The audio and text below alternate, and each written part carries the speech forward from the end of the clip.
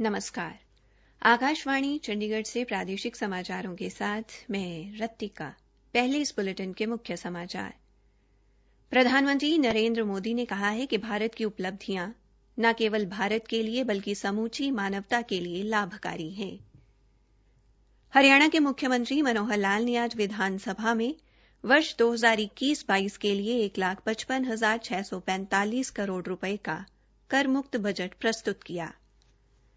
स्वास्थ्य, कृषि एवं अवसंरचना पर केंद्रित हरियाणा के बजट में वृद्धावस्था सम्मान भत्ता बढ़ाकर 2,500 रुपए मासिक करने, 2,865 आंगनवाड़ी केंद्रों को प्लेवे स्कूल में बदलने व 1,000 किसान उत्पादक संगठन स्थापित करने सहित कई घोषणाएं की गई। और नए वित्तीय वर्ष में 350 चिकित्सा अधिकारियों और 60 दंत चिकित्सकों के पद सृजित किए जाएंगे। अब समाचार विस्तार से।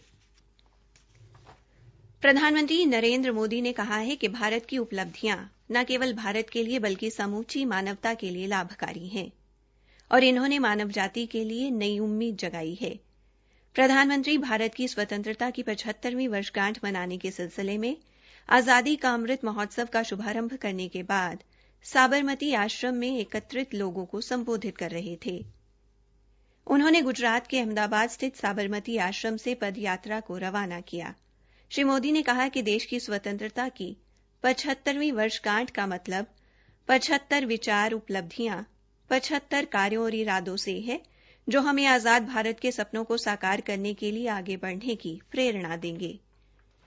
मुख्यमंत्री मनोहर लाल ने भी आज आजादी का अमृत महोत्सव पर पंचकुला के सेक्टर 1 से सरकारी कॉलेज में एक फोटो प्रदर्शनी का उद्घाटन किया। इस प्रदर्शनी का आयोजन सूचना एवं प्रसारण मंत्रालय के रीजनल आउटरीच ब्यूरो द्वारा किया गया है। प्रदर्शनी में गांधी जी के जीवन से संबंधित चित्र प्रदर्शित किए गए हैं। हरियाणा के मुख्यमंत्री मनोहर लाल, जिनके पास वित्त विभाग का प्रभार भी है, ने आज हरियाणा विधानसभा में आगामी वित्तीय वर्ष 2021-22 के लिए 1,55,645 करोड़ रुपए का कर मुक्त बजट प्रस्तुत किया। यह चालू वित्तीय वर्ष 2020-21 के 1,37,738 करोड़ रुपए के संशोधित बजट से 13% ज्यादा है। हमारे संवाददाता ने बताया है कि आगामी बजट में 38,718 करोड़ रुपए पूंजीगत व्यय के लिए रखे गए हैं, जो कुल बजट का 25% है, जबकि शेष 75% की 1,16,927 करोड़ रुपए की राशि राजस्व व्यय के लिए रखी गई है। कुल बजट में से 45,066 करोड़ रुपए सतत विकास के तहत योजनाओं के लिए रखे गए हैं। मुख्यमंत्री ने बजट प्रस्तुत करते हुए कहा कि चालू वित्त वर्ष के दौरान सरकार ने कठोर, विवेकपूर्ण वित्तीय उपायों को अपनाकर लगभग 8,585 करोड़ रुपए की उधारी क्षमता का उपयोग नहीं किया और सरकार 40,661 करोड़ रुपए की स्वीकृति प्राप्त ऋण राशि को लगभग 30,000 करोड़ रुपए के बाजार उधार तक सीमित रखने में सक्षम रही। उन्होंने कहा कि परिणाम स्वरूप वर्ष 2020-21 के लिए राजकोषीय घाटा 3% से कम रहने की उम्मीद है। मुख्यमंत्री ने कहा कि वर्तमान अनुमानों के अनुसार 2020-21 में हरियाणा में प्रति व्यक्ति आय घटकर 2,39,535 रुपए रह गई है, जो कि 2019-20 में 2,47,628 रुपए थी।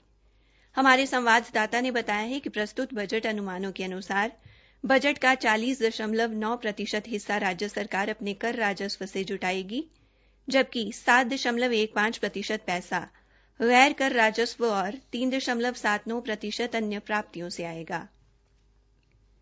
बजट का 9.75% हिस्से का विचलन केंद्र से होगा और 38.41% उधार लिया जाएगा। बजट में से 30.8% ऋण भुगतान में चला जाएगा। शेष बजट में से 25.14% आर्थिक सेवाओं और 12.79% सामान्य सेवाओं पर खर्च होगा। सामाजिक सेवाओं पर 31.27% बजट खर्च किया जाएगा। प्रादेशिक समाचार आकाशवाणी चंडीगढ़ से प्रसारित किए जा रहे हैं। बाकी समाचार इस अंतराल के बाद। लगता है आज बैंक में काम नहीं है। हाँ, जब से ई शक्ति ऐप आया है मानो हमारा काम आधा हो गया है। ई शक्ति ऐप? हाँ, ई शक्ति ऐप जिससे बैंक और एसएचजीज यानी स्वयं सहायता समूह में पारदर्शिता रहती है। एक क्लिक करते ही एसएचजीज की सारी जानकारी जैसे एसएचजीज की लिस्ट, जिन्हें लोन नहीं मिला, कर्ज वसूली की जानकारी, एसएचजी की सही रेटिंग बैंकर्स को मिल जाती है। यहाँ तक कि लोन एप्लीकेशन भी ई शक्ति पोर्टल से जनरेट हो जाती है। इससे एसएचजीज और उनके कर्ज राशि, बकाया राशि और नया कर्ज लेने में बहुत सहायता होती है और एसएचजीज मेंबर्स को एसएमएस अलर्ट भी जाते हैं। देश के 100 जिलों और हरियाणा के अंबाला, करनाल, सोनीपत और सिरसा जिलों में ई शक्ति का लाभ उठाकर स्वयं सहायता समूह और मजबूत बन चुके हैं और अब बारी है पंचकुला, यमुनानगर, कैथल, रोहतक, नूंह और फतेहाबाद की। शक्ति आपके हाथों में। अधिक जानकारी के लिए ishakti.nabard.org पर देखें। नाबार्ड हरियाणा द्वारा जनहित में जारी। हरियाणा विधानसभा में प्रस्तुत किया गया 2021-22 का बजट स्वास्थ्य, कृषि एवं अवसंरचना पर केंद्रित है। मुख्यमंत्री मनोहर लाल ने बजट में कई घोषणाएं की हैं, जिसमें 100 बिस्तर वाले जिला अस्पतालों को 200 बिस्तर का करना, जैव सुरक्षा प्रयोगशालाएं स्थापित करना, गुरुग्राम व अन्य क्षेत्रों में मेट्रो नेटवर्क का विस्तार करना तथा अन्य योजनाएं शामिल हैं। बजट में मुख्यमंत्री ने एक नई योजना मुख्यमंत्री अंत्योदय उत्थान अभियान शुरू करने की घोषणा की है। इस अभियान के लिए परिवार पहचान पत्र से अत्यंत गरीब परिवारों की पहचान की जाएगी और उनके आर्थिक उत्थान के लिए शिक्षा, कौशल विकास, वेतन, रोजगार, स्वरोजगार और रोजगार सृजन के उपायों का एक पैकेज तैयार करके लागू किया जाएगा। मुख्यमंत्री ने वृद्धावस्था सम्मान भत्ता बढ़ाकर 1 अप्रैल से 2500 रुपए मासिक करने की घोषणा भी की है। प्रदेश में 2021-22 में 4000 प्लेवे स्कूल खोले जाएंगे। पहले चरण में 1135 आंगनवाड़ी केंद्रों को प्लेवे स्कूल में अपग्रेड किया जाएगा। दूसरे चरण में 2865 आंगनवाड़ी केंद्रों को प्लेवे स्कूल में परिवर्तित किया जाएगा।